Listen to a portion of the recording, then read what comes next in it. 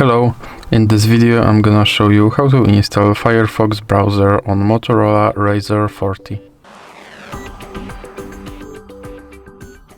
So to install Firefox browser on this device you have to start with opening Google Play Store and now click on search bar and enter Firefox and click search.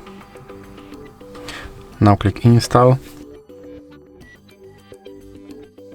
and now click open. Here you can change some settings of your browser, but you don't have to do that. You can just click start browsing, and now as you can see your Firefox browser works just like any other browser. So that's it for this video. If you liked it, please remember to leave a like and subscribe.